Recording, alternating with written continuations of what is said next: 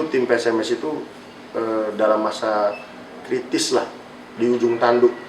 Artinya kebetulan kita main di luar di Stadion Siliwangi. Main di luar, kalau kalah kita degradasi. Tapi kalau draw, seri, kita aman. Oh gitu. Sementara Persib Bandung sendiri, mereka harus menang Untuk jadi tuan rumah. jadi tuan rumah 8 besar. Oke. Jadi ya ibarat kata main bola itu seperti lapangannya miring lah. Kita diserang terus, bola ke depan balik lagi. Balik lagi ya. Waktu itu masih ada Robi Darwis di situ. Saya bicara di situ. Kalau saya pegang tim PSMS, harus putra daerah yang di apa namanya? Yang diutamakan. Diutamakan putra daerah. Kalau ada posisi-posisi yang memang kita butuh, oke, boleh dari luar saat itu. Kenapa? Fanatisme kedaerahan saat ini itu yang hilang. Kedanku, jangan lupa subscribe, like, komen. Assalamualaikum warahmatullahi wabarakatuh. Halo kedan-kedanku. Hari ini di video ini kita akan berbincang-bincang tetap seputar sepak bola dengan salah satu legend juga nih di Kota Medan. Dia terkenal dengan pemain bawahnya, temboknya PSMS Medan pada masanya. Ini dia, Bang Slamet Riyadi. Ya. Apa kabar, Bang? Alhamdulillah sehat. Alhamdulillah ya, Bang. Mungkin di luar sana banyak yang tahu dah tentang perjalanan karir Abang gitu kan. Ya. Tapi ada juga yang mungkin yang anak-anak sekarang kalau dibilang supporter-supporter baru yang nggak tahu gitu. Boleh nggak Abang ceritain, Bang, perjalanan karir Abang di sepak bola? Ya, pertama saya mengawali karir itu di PSMS tahun 1995 sampai 2001. Dari 95 sampai 2001 itu di PSMS. Ya, habis itu baru kita eksodus ke PSPS waktu itu.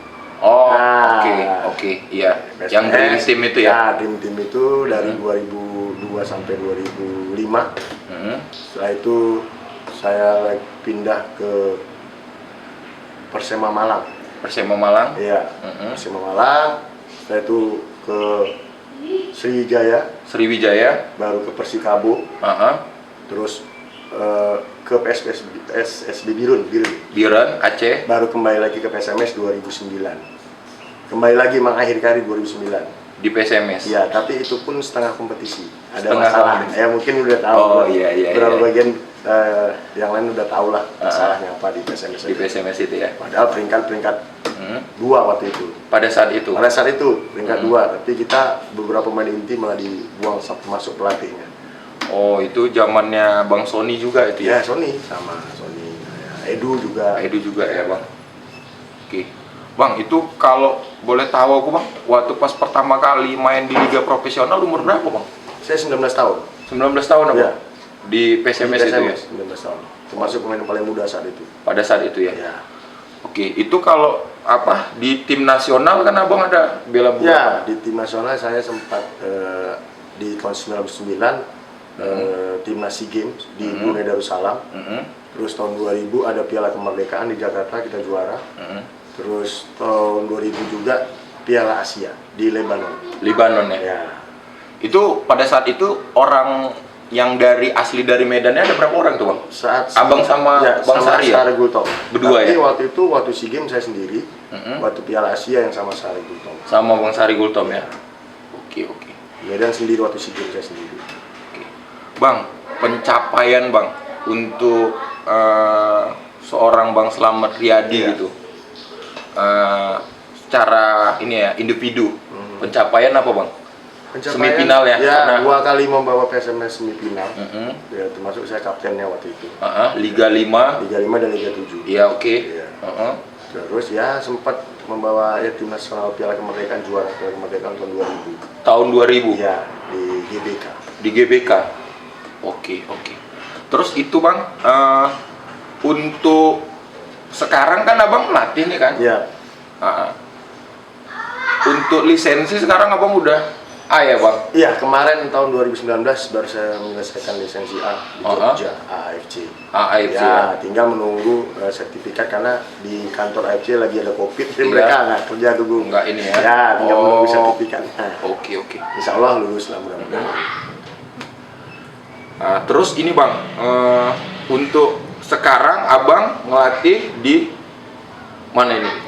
Saat ini karena lagi masa Covid kan, itu klub-klub kan pada lagi stop. Iya. Jadi saya masih tetap punya akademi sendiri. Akademi sendiri ya, ya, Bang? akademi Kuarta, Kuarta ya. yang kami bentuk dengan teman-teman yang teman-teman saya di PSMS dulu juga.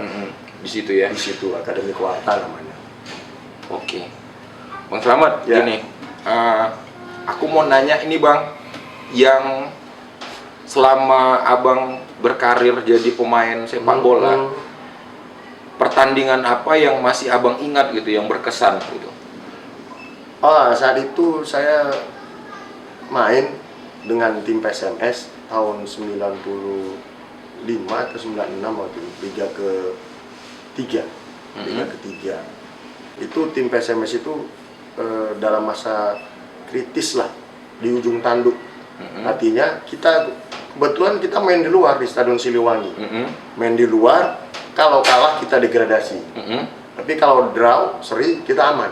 Oh gitu. Sementara Persib Bandung sendiri, mereka harus menang Untuk jadi tuan untuk rumah. jadi tuan rumah 8 besar. saat Oke. itu. Jadi ya ibarat kata main bola itu seperti lapangannya miring lah. Kita diserang terus, bola ke depan balik lagi. Balik lagi Iya. Waktu itu masih ada Robi Darwis di situ. Di Persib Jadi, Bandung? Ya, di Mulyadi, semua masih ada di situ semuanya. Oh gitu. Kebetulan kipernya M. Halim saat itu. Ya itulah. Kiper mana ini Bang Halim? Kiper PSMS. Oh PSMS. Nah, setelah PSMS itu bagus itu mungkin jadi panggil ke Persib Bandung. Ke Persib Bandung Langsung ya. tahun depannya. Tahun depannya Ya, karena berapa kali dia banyak menyelamatkan gawang. Ya seperti ya setelah peluit akhir berbunyi kita seperti juara.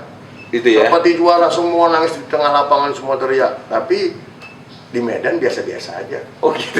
Nggak ada. Itu liga apa itu Bang? Liga Kansas. Liga Kansas ya. Liga Kansas. Tapi pada saat itu liga tertingginya ya. liga tertingginya. Liga tertingginya Liga ya? tertingginya. Iya. Kalau sekarang liga satunya ya. Ya, Liga satunya. Oke. Bang, Abang kan udah untuk jadi pemain sepak bola, kan udah banyak tim yang Abang bela. Iya, iya. Tim yang punya emosional sama Abang tim apa Bang? Dia pasti jelas PSMS. PSMS ya. Tetap lah, karena kita juga darah Medan. Oh, bukan darah Abang kalau dicongkel hijau enggak ya? Enggak. Ya artinya memang tetap PSMS itu pasti punya sejarah lah. Karena sudah membesarkan saya juga. Saya dipanggil timnas juga melalui PSMS. Oh, PSMS ya, Bang? Di PSMS saya dipanggil timnas. Dua kali di PSMS dua-dua. Dan nutup karir juga di PSMS ya, Di Bang? PSMS. Gitu. Iya. Bang, Ya. ini kan Abang juga jadi pelatih nih kan, udah lisensi tertinggi nih kan. Belum lah, harus ada APRO lagi di atas. Oh, bukan A, paling tinggi. Di atas lagi ada APRO namanya. Oh gitu. Ya, itulah yang bisa untuk Liga 1. Oh, Wajib kalau A Liga. aja AFC minimal divisi utama atau asisten di Liga 1. Liga 1 ya? Tapi saat ini masih ada juga yang AFC melatih divisi Iya kan? Liga 1. Mungkin ya itu tadi kita nggak tahu di PSSI-nya regulasinya juga Iya, nggak seperti jelas. itu, ya, benar. Tuh. Nah, Bang, ini kan sekarang kan tahun semalam lah, kita Iya. nggak cerita tahun ini, tahun semalam banyak di tim-tim Liga 1 yang menggunakan jasa pelatih asing gitu. Iya, iya. Jadi dia kalau tim Liga 1 itu ada 18 tim, itu paling sekitar 4 tim kalau aku nggak salah Ya. gitu kan. Yang lainnya itu pelatih asing gitu. Iya. Dari sudut pandang Abang gitu, apa yang membuat tim-tim atau manajemen mengambil pelatih asing gitu? Apa karena pelatih lokal nggak berkualitas? Aku rasa nggak juga Iya, kan iya. gitu. Kalau menurut sudut pandang Abang kenapa itu? Ya, saya rasa apa ya, kurang percaya aja sama pemain lokal. Mungkin menurut saya manajemen klub-klub yang Liga 1 ini kurang percaya aja sama pelatih lokal. Padahal kualitasnya ya Iya. Karena kan nomor gini, pernah juara, semua betul. pernah juara, waktu itu juara. Karena kan banyak juga yang pelatih asing malah bawa degradasi Ya, tim kan degradasi, gitu kan. banyak. Ya, Gitu. itu artinya memang mereka belum percaya mungkin sama pelatih lokal. Ya, Gitu atau ya. gengsinya mungkin kalau udah pelatih asing mungkin klub itu ya lebih inilah, lebih mungkin apa ya, sebagai kayak entertain lah. Oh, asing begini, mungkin seperti itu. Kalau lokal kan ya nilai jualnya. Nilai jualnya lah seperti itu mungkin menurut saya. Iya, Tapi iya. kalau kualitas melatihnya, saya rasa pelatih lokal memang harus sudah wajib dipercaya. Gitu ya Bang. Iya. Terus kan karena gini kan, banyak kan pelatih asing yang datang ke Indonesia, malah bahasanya juga dia nggak Ya. paham, kulturnya juga nggak Ya. paham kan gitu kan Bang. Iya. Sementara banyak pemain yang lokal gitu, susah untuk menjabarkan apa yang dia bawa kan seperti Iya, itu iya, kan. iya. Berarti kalau menurut Abang karena di tim itu kalau pakai pelatih asing ada nilai jualnya Ya, mungkin dan seperti itu ya menurut Bang. saya, ya. Oke.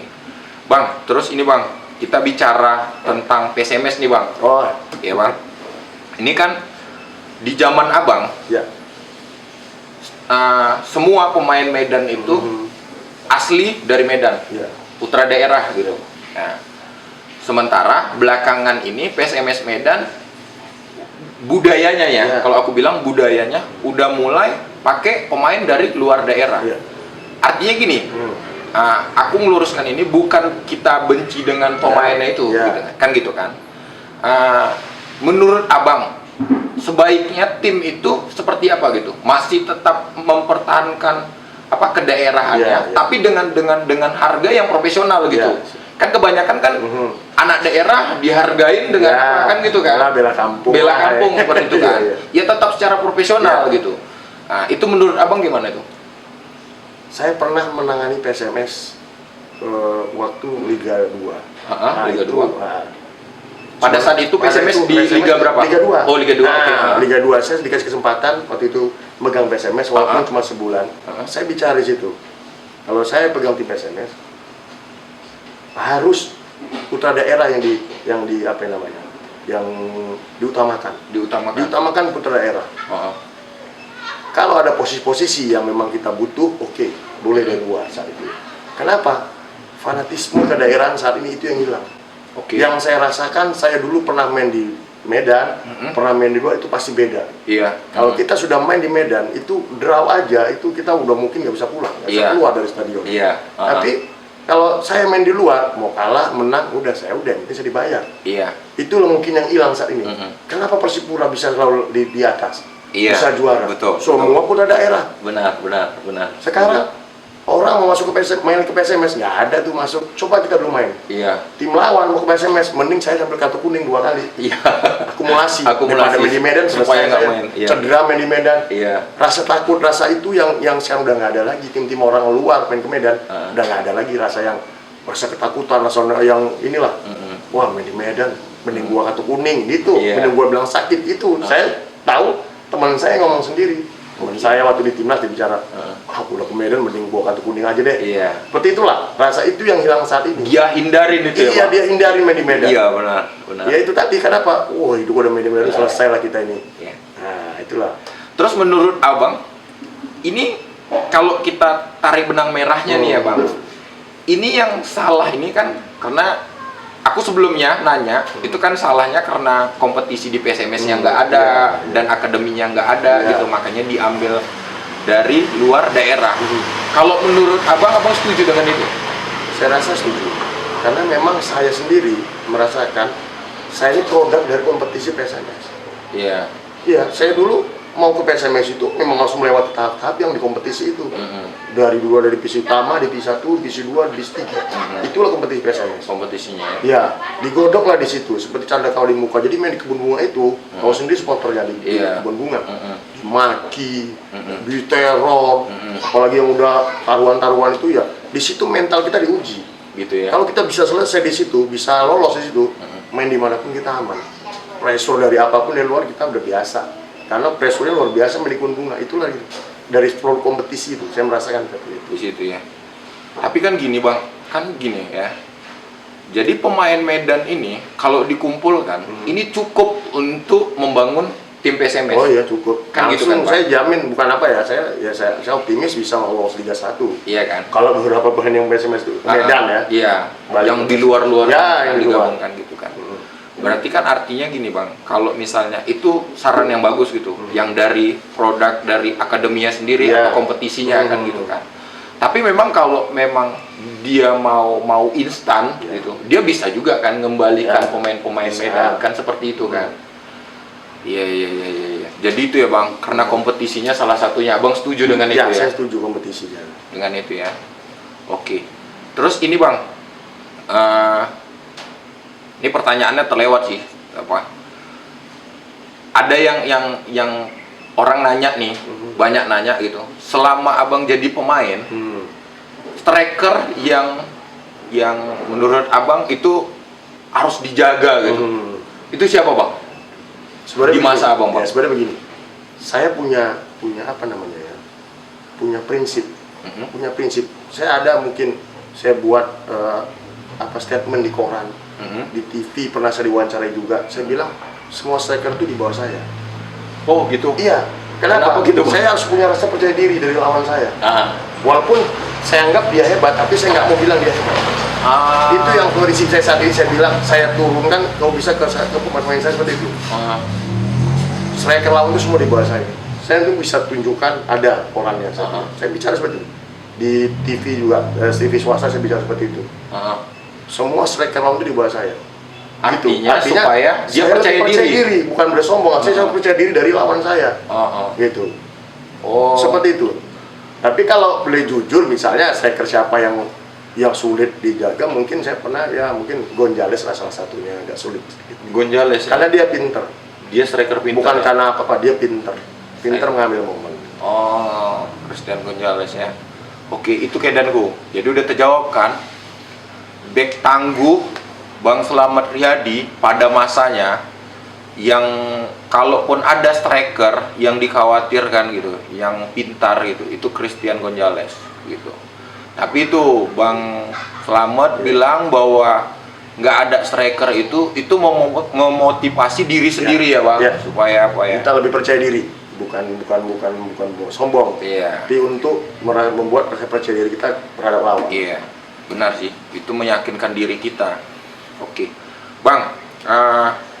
Ini kita balik lagi Bang, cerita PSMS kan Bang. Nah, menurut Abang, dari sudut pandang Abang gitu, kan pasti Abang sedikit banyak yang ngikutin PSMS. Iya. Gimana Abang ngelihat PSMS sekarang gitu, secara global Bang? Kalau secara global, secara kualitas pemain, saya yakin. Secara kualitas pemain ya, karena ada beberapa. Yang ada pemain sekarang ini ya? Ada pemain sekarang ini. Oke. Kualitasnya ya, karena mereka dibayar mahal juga. Saya tahu mereka dibayar mahal. Udah pasti biaya mahal, pasti punya kualitas yang bagus. Saya rasa saya optimis. Kalau saat ini ya, mereka tinggal jaga kekompakan aja. Mereka punya tekad, punya motivasi yang luar biasa. Saya yakin saat ini mereka bisa lolos. Oh gitu? Ya saat ini. Gitu. Kalau dengan kualitas yang ada ya, nah, dengan lawan-lawan yang Liga 2 saya lihat gitu. Gitu ya? Ya. Oke. Terus kan gini Bang, ini kan PSMS ini main di katanya kan turnamen kan? Ya. Di apa gitu kan? Yang diambil turnamen sistem turnamen ya. Itu diambil 2 untuk naik ke Liga 1 kan gitu kan? Iya. Artinya kalau untuk seorang pelatih gitu, itu jadi kendala apa enggak sih Bang? Ya pasti lah. Namanya kita kalau udah main sistem turnamen, nggak ada penonton, itu kan pasti beda ya, motivasinya beda, semangatnya pasti beda. Saya rasa mungkin di home turnamen ini siapa yang lebih siap timnya, mungkin itu bisa lolos. Itu ya? Ya. Iya sih, karena apa ya, apapun ceritanya PSMS harus siap ya. Karena PSMS juga tempatnya ini di Liga 1 kan gitu kan. Wajib dia harus Liga 1. Di Liga 1 ya. Marwah Medan lah itu istilahnya. Iya, benar. Karena setiap orang di daerahnya dia bangga gitu dengan timnya di daerahnya gitu. Jadi kalau misalnya PSMS di Liga 2 dengan penonton yang kayak gitu sebenarnya nggak layak lah di Liga 2. Iya, benar. Dengan penonton yang luar biasa. Kalau misalnya Bang, Abang kan udah punya sertifikat, udah memenuhi Bang untuk Liga 2 gitu. Siap. Misalnya PSMS, ya kita berharap PSMS nggak tetap di Liga 2 gitu. Tapi misalnya PSMS di Liga 2 gitu Bang, itu kan karena aku pribadi aku percaya bahwa apapun ceritanya gitu, yang namanya membangun tim itu hanya putra-putra daerah yang paham dengan ininya gitu. Kalau misalnya dikasih pertanyaan ke abang gitu, abang ditawarin ke PSMS gitu, itu abang gimana tanggapan abang? Ya saya suruh siap 100%. Karena siapapun orang Medan, apalagi dia sebagai pelatih, pasti punya motivasi untuk melatih di PSMS. Di PSMS? Di PSMS.